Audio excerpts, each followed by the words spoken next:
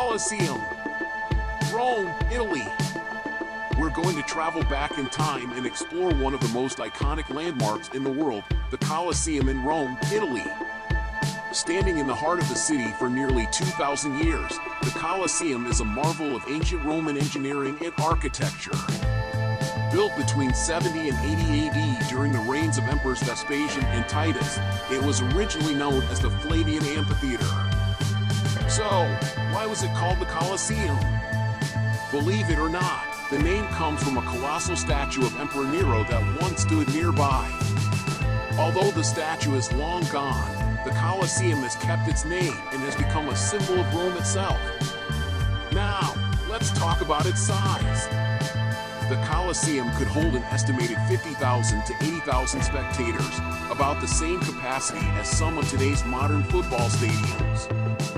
But instead of cheering for sports teams, ancient Romans came to watch gladiators battle it out, wild animal hunts, and even mock naval battles. Yes, that's right, the arena could be flooded with water for these spectacles. Here's a fun fact, the Colosseum had a retractable roof. Well, sort of.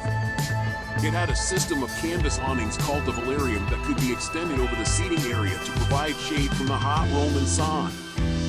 The structure itself was brilliantly designed, with 80 entrances that allowed for smooth and quick crowd movement, so no one got stuck in a line like at today's concerts. The gladiators who fought in the Colosseum weren't always free men. Many were enslaved people, prisoners of war, or criminals, but some were volunteers who sought fame and fortune. Contrary to what you might imagine, not every fight ended in death. The Romans valued a good show, and often the combatants' lives were spared if they performed well or received mercy from the emperor or crowd. Speaking of the crowd, they were quite involved in the action. The audience could decide the fate of a gladiator using gestures. Thumbs up? Thumbs down? The truth is a little unclear, but it was the emperor's decision that ultimately mattered. Another fascinating aspect of the Colosseum was its underground structure known as the hypogeum.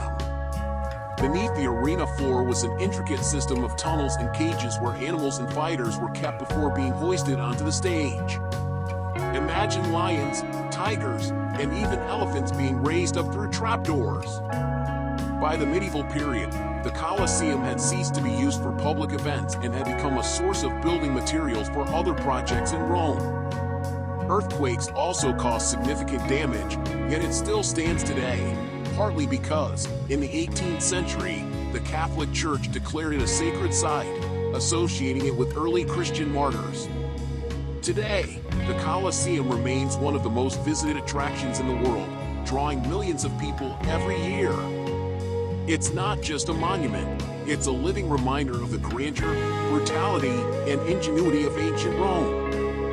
So next time you find yourself in Rome, stand in awe of the Colosseum and imagine the incredible stories it holds within its walls. On the channel, more infos to visit Rome, Italy. Ask us all you need.